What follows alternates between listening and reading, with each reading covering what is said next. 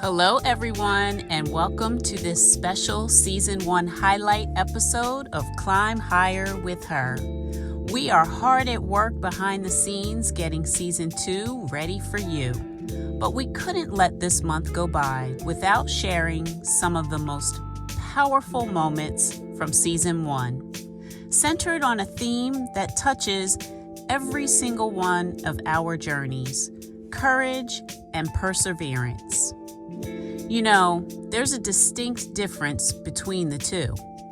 Courage is what allows us to take that initial leap of faith into a new chapter. But perseverance is what sustains us through the long haul. When we hit roadblocks, face rejection, or even start doubting our own path. In this bonus episode, we've woven together a sequence of stories and practical leadership lessons from some of our remarkable Season 1 guests. You'll hear how moving through fear, stepping out of comfort zones, and reframing setbacks can lead us to something far greater than ourselves. Whether you're standing at the start of a new journey or pushing through a tough middle, I hope these voices give you the strength to keep taking that next step. So, take a breath, lean in, and get ready to be reminded of what you are truly capable of. Enjoy this recap.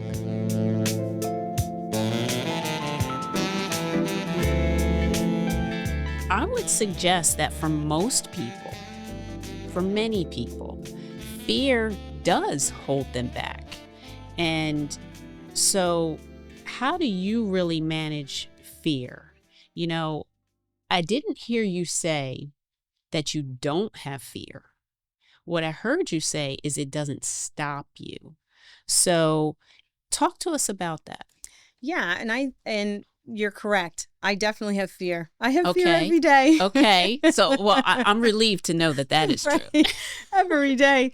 And I also would say that probably living with 6 of us in a home, a lot of love in the family. But between 2 brothers, brothers are kind of tough. Yeah. So in order to handle those brothers, you cannot be meek and soft and fearful because they'll come pummel you.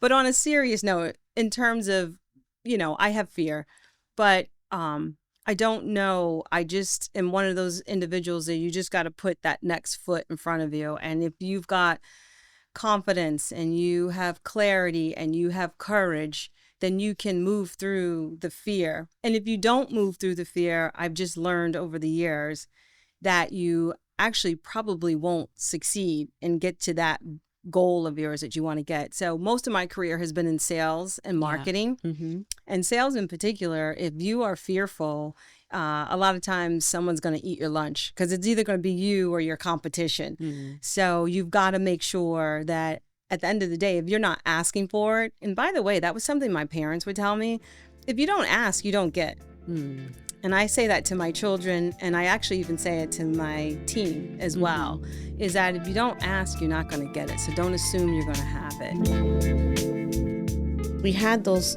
barriers as Latinos or African American that come from urban communities where the lack of resources, our parents don't have good jobs, or they don't understand what college is or what it, so you don't have support. You're kind of like on your own and you're digging real deep. Like, is this really what I want? Or should I just quit and go work? And you had told me before that you saw some of your friends and other students fall off during that summer or not return in the fall, right? Yeah. And what was it within you, right, that really something was in you that said, no, this is what I should be doing and this is what I should be pushing for and pursuing? What really was that, especially given that you didn't know anything about college?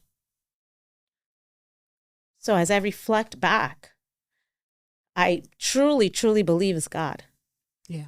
That there's a purpose why I didn't give up. You had like 50 of us going together. 2 months later, 10 of us. Wow. What happened, right? What happened? And I had heard about these statistics, but to actually be part of it, Right. I wanted better. I came from a, low income family, language barriers, all we saw was the typical, in urban communities, drugs, teen pregnancies, just I aspired to, that's what all I saw, right? So then when you're exposed to only that, that's all you think you have. But here I had the opportunity when I came on this campus to see different people, not only, it was just different cultures, different Latinos, right? They, different African-American people, like different communities just come together and everybody was just trying to make it. And I think it was really just, I wanted to get out. Wow. I wanted to get out. I knew there was better somewhere. Yeah. And I wanted to find that. And I just couldn't give up because what was I going back to? I had nothing. So this was better than what I had. So I had to stick it through. And there was challenges. There was food insecurities. There was financial issues. There was, how am I going to get through this? There was working 3 jobs. At a point halfway through, I saw I wasn't going to finish. And then I said, I got to move out. I got to live on campus. So how do I live on campus? How do I make that work? And then I started leveraging the relationships I built on campus with my friends and people I met. Well, how did you do this? So I started asking questions. That shyness, I had to get rid of that. Yeah. What are your tools, if you will, strategies for how folks listening to us today can achieve that ability to be persistent, even after they maybe have heard multiple no's? Well, I think that's the key, is knowing in advance you're going to hear those no's and accepting it and saying, I'm going to hear 10 no's, but maybe the 11th time is going to be a maybe, and open that door a little wider. That is how it's going to be. And so you have to build tough skin. Yeah. That could be tough for people it doesn't come naturally to, but you practice that muscle over time and it gets stronger. So I would say that's number 1. Number 2 is build a network. And it doesn't have to be the perfect network in the perfect field that you want to work in, but just meet as many people as you can. Squeeze your parents' friends for information. I know sometimes you didn't want it, their advice, but I didn't. But I wish I'd taken it more often because the people that you know and that network that you build over time will help you in so many different ways that you can't even imagine, even if it's not directly in your field. And so, start with, if you're timid about networking, start with people you know. Ask them how they built their careers. Ask them who they think are interesting people to talk to in their network. Somebody in my network once said to me, every time you have a conversation with somebody when you're thinking about your career, looking for a job, getting more information about something, ask them who is one person that you would recommend I talk to beyond yourself. And you often get some really great responses and an introduction, which is critical. Right. The introduction. Yeah. Change requires a high level of, I'll call it, professional courage. And I know when you and I spoke before, you talked about the fact that you ultimately thought the one school, the one district you were in for almost 20 years, you thought you would retire there probably. I did. And then something happens to draw you out of your comfort zone, right? You were faced with the decision to move into a new leadership role at a different district.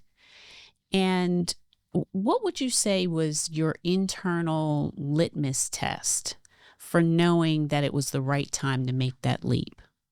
So after being at Series School all those years, I was moved to become principal at another school in the same district. A new school that I had never really known this.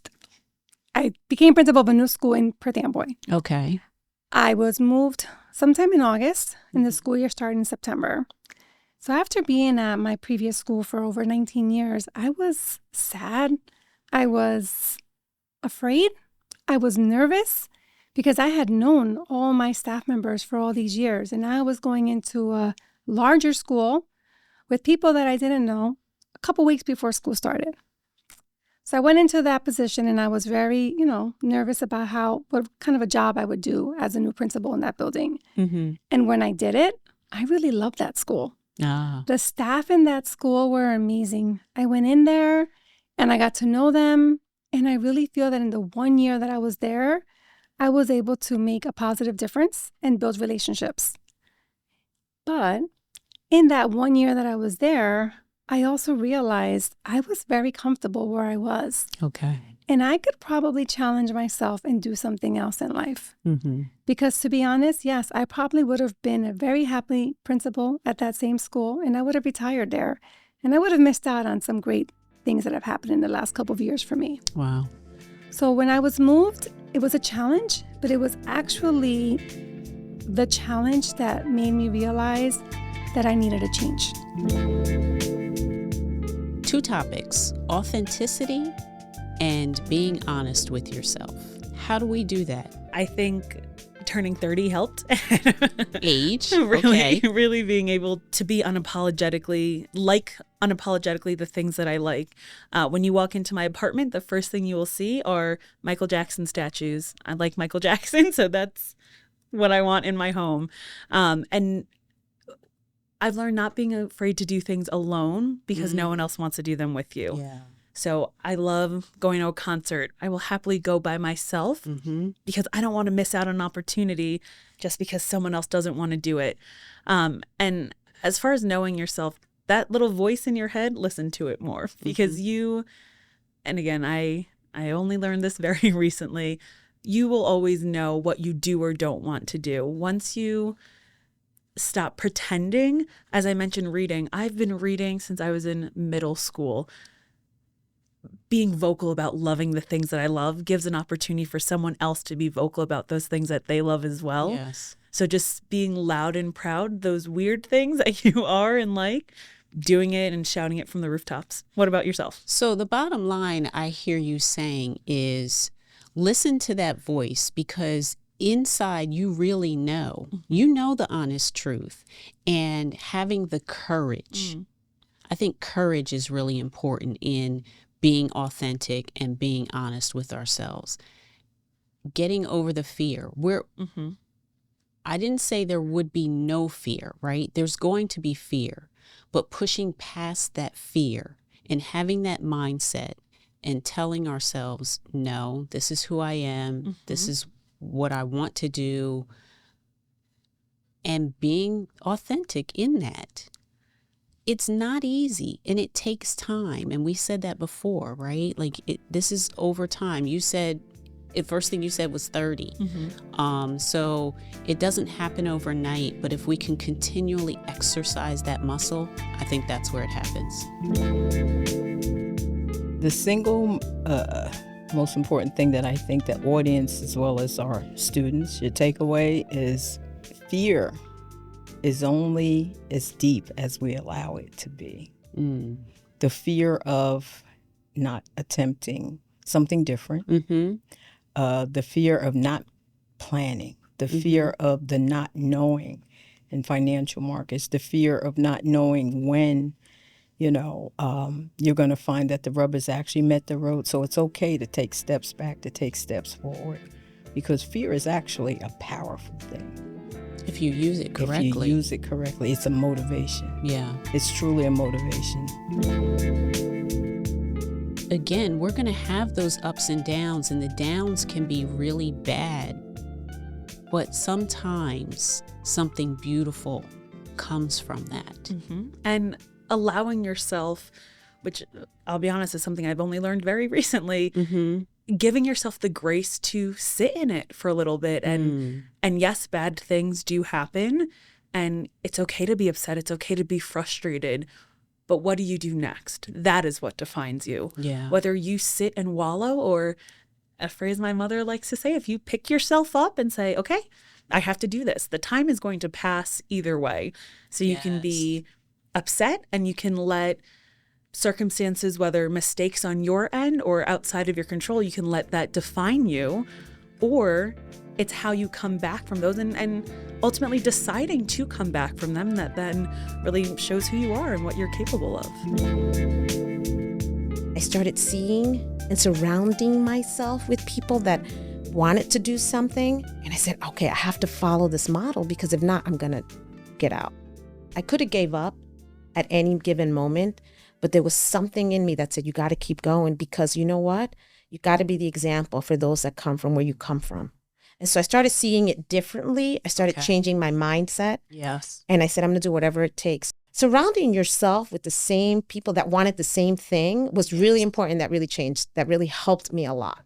Birds of a feather flock together, right? Yes. Right? And that's growth. Exactly. It's growth that takes place. There's transformation and change. Yes. You know, when you talked about mindset and really changing your mindset and being willing to step out of your comfort zone, that's so critical, so critical. Thank you for listening to Climb Higher with Her, a podcast produced by Kean, a proud research university. Subscribe, rate, and review wherever you listen to your podcasts. For more information, visit kean.edu/Climb Higher with Her.